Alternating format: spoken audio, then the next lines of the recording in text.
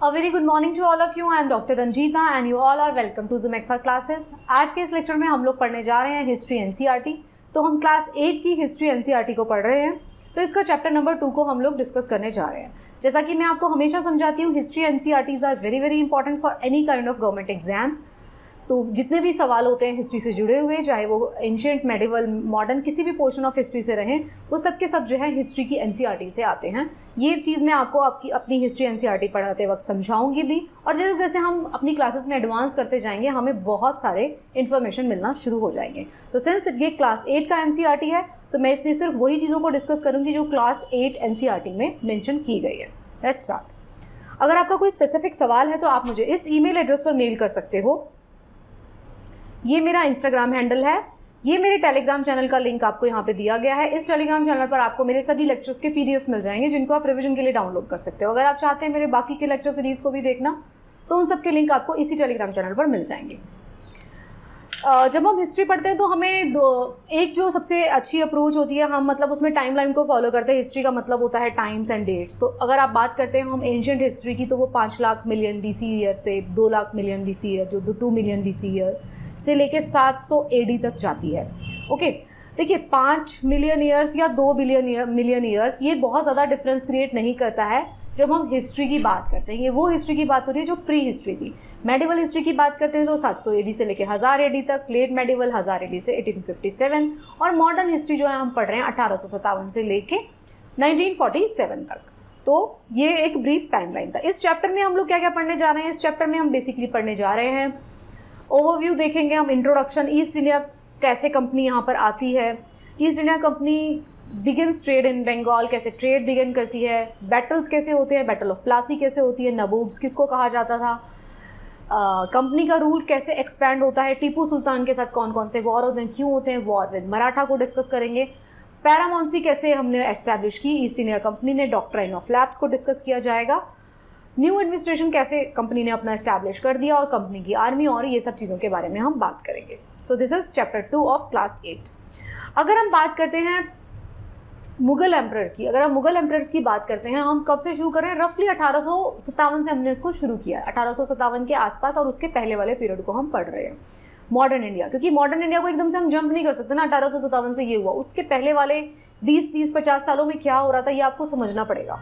तो अगर हम देखते हैं कि मुगल एम्परर की बात करेंगे हम, तो जो लास्ट मुगल एम्परर थे, मतलब अकबर के बाद वाले जो मुगल एम्परर्स थे, वो जो थे वो इतना बड़ा शासन हो गया था। मुगल एम्परर जो है अगेन एक बहुत ही बड़ा एम्पायर था, ह्यूज एम्पायर। तो इतना सारा एक्सपेंशन हो गया था कि उसके बाद वाले राजाओं के लिए वो संभालना तक मुश्किल हो रहा था, उसको संभाल नहीं पा रहे थे।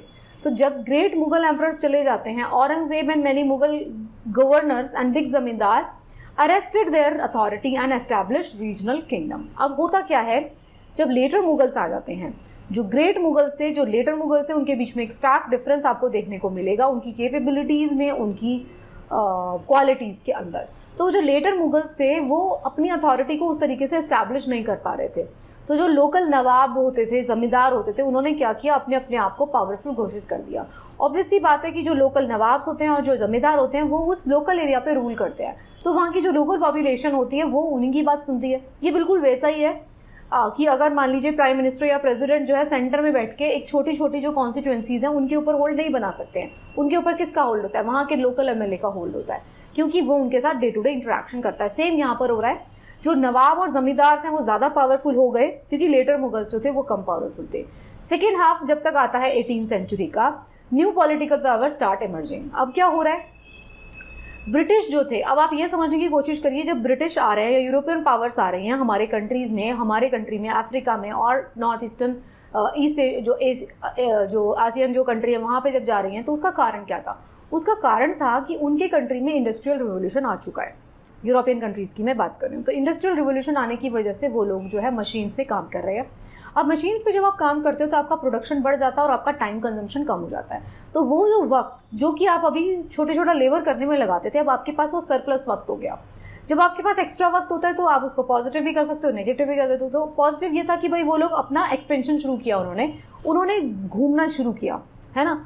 तो जब वो घूमते हैं तो वो देखते हैं कि भाई हमें क्यों ना अपनी बनाई हुई चीज़ों को हम दूसरी जगह पर बेचें। इसी बहाने से हम ट्रैवल भी करेंगे, ट्रेड भी करेंगे और प्रॉफिट अर्न करेंगे। तो ये मोटिव से जो है वो लोग आए थे सबसे पहले।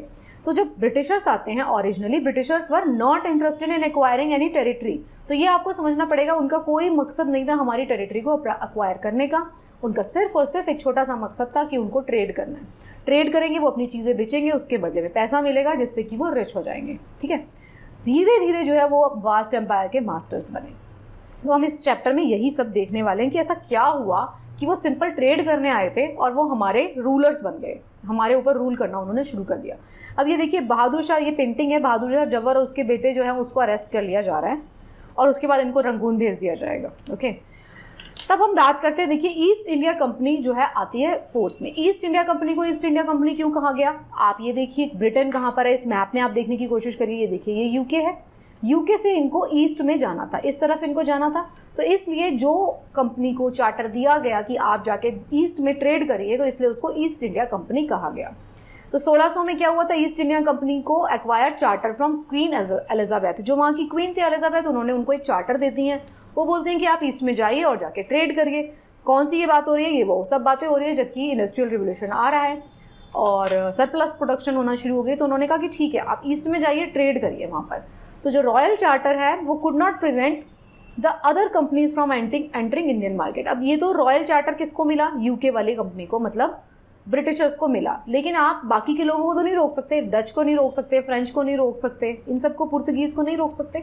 तो पुर्तगीज़, वहाँ पर भी इंडस्ट्रियल रेवोल्यूशन चल रहा है। तो पुर्तगीज़ जो थे वो सबसे पहले जो है इंडिया में आए थे।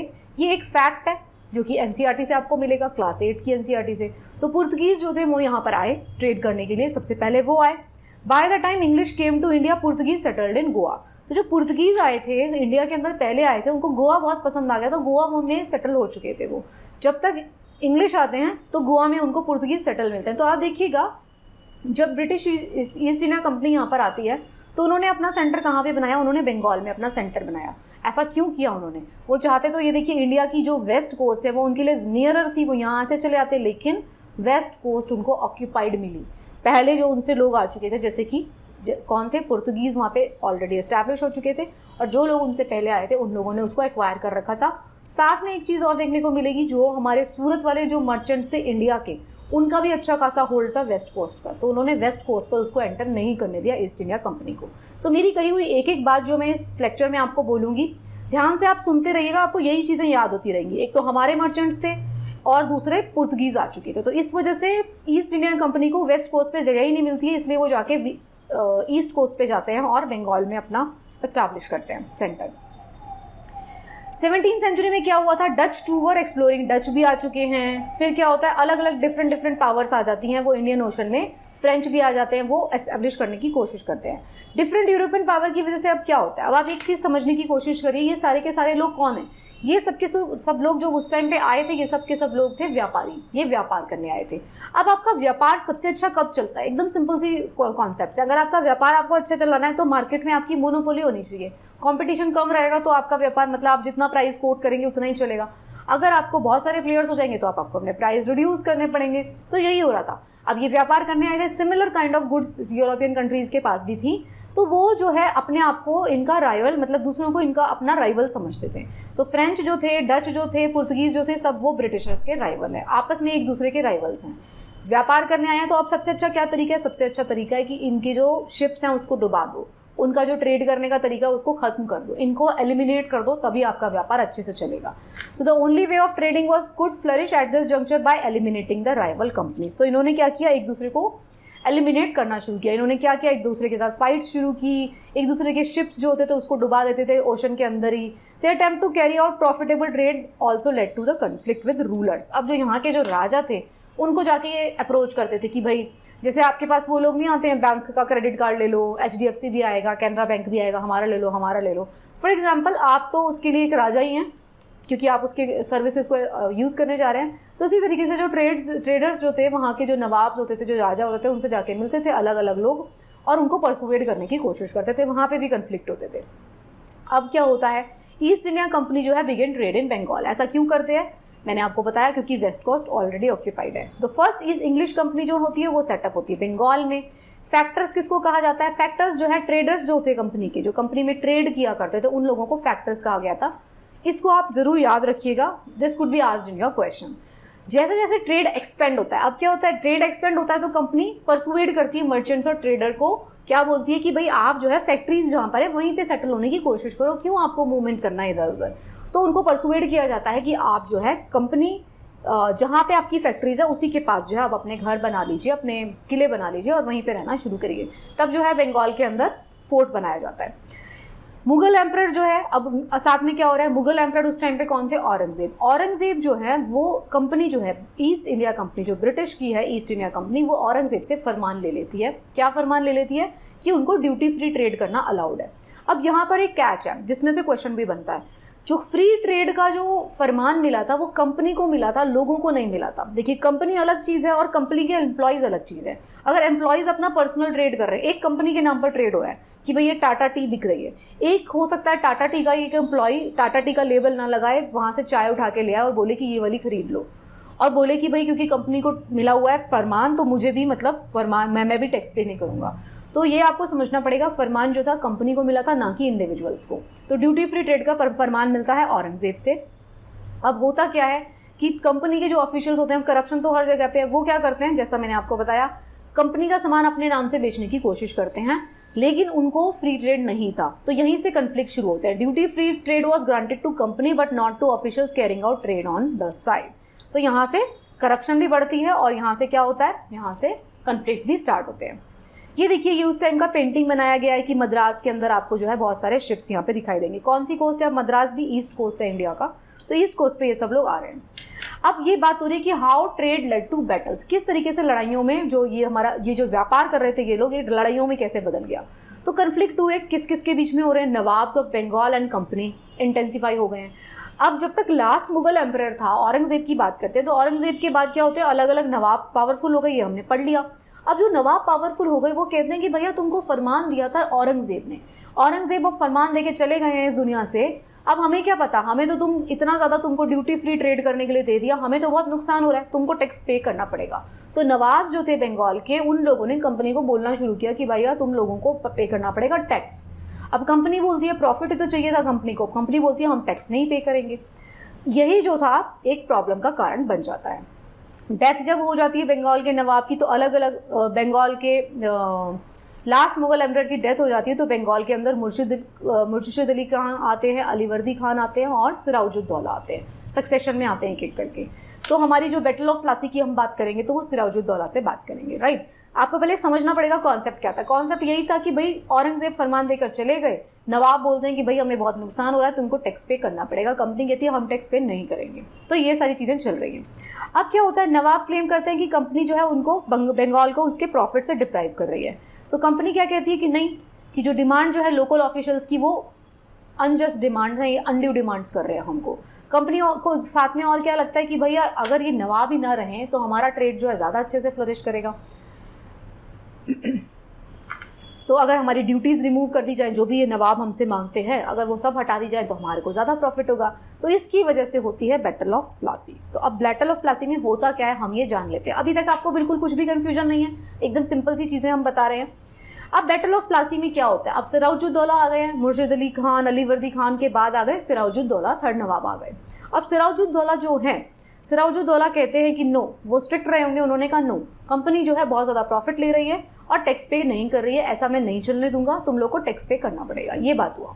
अब कंपनी ने सोचा कि भाई ये तो बहुत ज़्यादा हमारे लिए प्रॉब्लमेटिक हो रहा है नवाब, तो हम क्या करते हैं, इसकी जगह पर एक पपेट नवाब बैठा देते हैं, हमारा ऐसा कोई पपेट नवाब बैठा देते हैं जो कि हमारी बातें माने। तो उन्होंने क्या किया, सबसे पहले उन्होंने, जो रॉबर्ट क्लाइव थे उस टाइम पर, उन्होंने क्या करते हैं, रॉबर्ट क्लाइव क्या करता है, सबसे पहले सिराजुद्दौला से बात करने की कोशिश करते हैं कि भाई उसको परसुएड करने की कोशिश करता है कि मान जाओ, लेकिन वो नहीं मानते हैं, वो टॉक्स फेल हो जाती है। तो फिर होती है battle of Plassey. Battle of Plassey को लड़ने के लिए सिराजुद्दौला बहुत ज़्यादा कॉन्फिडेंट था उस टाइम पे, उसको लग रहा था कि मैं इनको आराम से हरा दूंगा, और वो हरा सकता था। बट वो क्यों हारा, सिराजुद्दौला क्यों हारता है बैटल ऑफ प्लासी में, बिकॉज ऑफ वन, उसके जो कमांडर था आर्मी का, मीर जाफ़र। तो मीर जाफ़र जो है, ही इज़ द वन, वो ट्रेटर साबित होता है, वो उसके खिलाफ जो है कॉन्स्पिरेसी कर देता है, और वो कमांडर है आर्मी का और लड़ाई में पार्टिसिपेट ही नहीं करता। आप सोचिए कि आपके पास बहुत सारी बंदूकें हैं रखी हुई है और बहुत सारी आर्मी रखी हुई है, आप लड़ाई में कूद चुके हैं, बट जहाँ पे आपकी रखी हुई है, जो कस्टोडियन है उसका, वो आपको बंदूकें देने से मना कर रहा है, वो आ ही नहीं रहा लड़ाई करने के लिए, तो आप हारेंगे। तो यही हुआ सिराजुद्दौला के साथ। सिराजुद्दौला जो है बैटल ऑफ प्लासी हार गए। ही वॉज वेरी कॉन्फिडेंट कि वो जीत जाएंगे, तभी उसने नेगोशिएशन में पार्टिसिपेट, मतलब उसको नहीं माना था, लेकिन वो हार जाते हैं। क्यों हारते हैं? क्योंकि मीर जाफर जो है वो उसके अगेंस्ट में कॉन्स्पिरेसी कर देता है। अब क्या होता है, सिराजुद्दौला हार चुके हैं, तो जैसा कि वो चाहते थे, पपेट नवाब उन्होंने बना दिया मीर जाफर को, कंपनी ने। तो कंपनी ने मीर जाफर को पपेट नवाब बना दिया। द कंपनी वॉज नॉट, अभी भी बैटल ऑफ प्लासी के बाद भी कंपनी ने बिल्कुल रेडी नहीं थी take the responsibility of administration. अभी भी वो कहती है एडमिनिस्ट्रेशन संभालेगा मीर जाफर, जो कि उनका पपेट नवाब है, और हम सिर्फ ट्रेड करेंगे। अभी भी बैटल ऑफ प्लासी हो चुकी है। फिर क्या होता है, कंपनी को थोड़ी देर बाद डिसाइड करती है, कुछ दिनों के बाद, that it was difficult to even manage with puppet ruler. जो पपेट नवाब बिठाया था मीर जाफर जो था, वो भी कभी कभी उनके अगेंस्ट में बोल देता था। तो उन्होंने कहा ये भी हमारे लिए प्रॉब्लम है, अब हम क्या करते हैं। उन लोगों ने बैठ के मीटिंग्स किया, उन्होंने कहा कि हटाओ इस सब नवाब को, हम खुद ही नवाब बन जाते हैं। तो उनको अब पपेट नवाब भी नहीं चाहिए। बैटल ऑफ प्लासी के बाद उन्होंने पपेट नवाब बनाया, बट पपेट नवाब से भी उनको दिक्कत शुरू हो गए। तब आती है 1764 बैटल ऑफ बक्सर। उसके बाद होती है बैटल ऑफ बक्सर, और उसके बाद जो है बैटल ऑफ बक्सर के बाद जो है कंपनी पूरा का पूरा रूल जो है, कंपनी खुद नवाब बन जाती है। तो Mughal emperor in 1765 appointed the company as diwan of Bengal province. तो क्योंकि उनको मीर जाफर से भी प्रॉब्लम हो जाती है, पपेट नवाब भी नहीं चाहिए, तो कंपनी 1765 में बनती है फुल नवाब। अब जो है 1765 में एडमिनिस्ट्रेशन को वो अपने हाथ में लेते हैं। तो अगर सवाल आता है कि बैटल ऑफ प्लासी के बाद वो उन्होंने एडमिनिस्ट्रेशन को अपने हाथ में लिया, तो जवाब है नहीं, बैटल ऑफ बक्सर के बाद ऐसा होता है 1765 में। तो जो दीवानी है, Diwani allowed the company to use vast revenue resources of Bengal. अब क्या होता है, ये जो दीवान खुद बन गई कंपनी, अब जितना भी रिसोर्स है, एडमिनिस्ट्रेशन ही खुद आ गया आपके हाथ में, पूरा एडमिनिस्ट्रेशन बंगाल का आपके हाथ में आ गया, सारे रिसोर्सेज आपके बंगाल के अपने हाथ में ले लिए, तो सारे के सारे रिसोर्सेज अब उनको मिल गए। तो ये हो जाता है। तो पहले जो क्या कर रही थी, पहले कंपनी क्या करती थी, कंपनी यहाँ ट्रेड करने आती थी, तो जो भी गोल्ड सिल्वर जो वो लेकर आते थे ब्रिटेन से, उसको वो यूज़ करते थे, उसको यूज़ किया करते थे, मतलब अपने डेट्स पे करने में, सब कुछ करने में। लेकिन क्या होता, this use come down after battle of Plassey and entirely stopped after the assumption of Diwani. जब उनको दीवानी मिल जाती है, उसके बाद उन्होंने अपना सोना चांदी जो है ब्रिटेन से मंगाना बंद कर दिया। मतलब क्या हुआ, कंपनी जो है खुद दीवान बन गई, तो अपने एडमिनिस्ट्रेटिव एक्सपेंसेस उन्होंने बंगाल से ही निकालना शुरू कर दिए। पहले कंपनी क्योंकि ट्रेडर थी, तो अपने एक्सपेंसेस निकालने के लिए वो सोना चांदी मंगवाते थे यूके से, और उसको उसमें पेमेंट्स किया करते थे। अब उन्होंने क्या किया, यहीं से कमाओ, पेमेंट्स भी यहाँ से करो, और सामान उठा के ले जाओ ब्रिटेन में। तो उन्होंने रेवेन्यू को ड्रेन करना शुरू कर दिया। The revenue from India was utilise to meet the company expenses. अब कंपनी के एक्सपेंसेस कहाँ से मीट होने लग गए, इंडिया से। कब हुआ ये होता है बैटल ऑफ बक्सर के बाद, बैटल ऑफ प्लासी के बाद नहीं, बैटल ऑफ बक्सर के बाद होता है। ये इस चैप्टर का फर्स्ट पार्ट था। आई होप आपको फर्स्ट पार्ट समझ में आया होगा। फर्स्ट पार्ट में हमने डिटेल में बात किया कि कैसे कंपनी का रूल यहाँ पे एस्टैब्लिश होता है, क्यों वो वेस्ट कोस्ट पे नहीं आते, क्यों ईस्ट कोस्ट पे आते हैं, क्यों लड़ाइयाँ होती हैं, क्यों बैटल ऑफ प्लासी होती है, क्यों बैटल ऑफ बक्सर होती है। आई डोंट थिंक कि ये चैप्टर सुनने के बाद आपको कभी भी ये चीज़ भूलेगा। So thank you so much for watching the history lectures. I hope आपको ये हिस्ट्री लेक्चर्स पसंद आ रहे होंगे। इसी तरीके से देखते रहिए लेक्चर्स को, and best of luck for your preparation.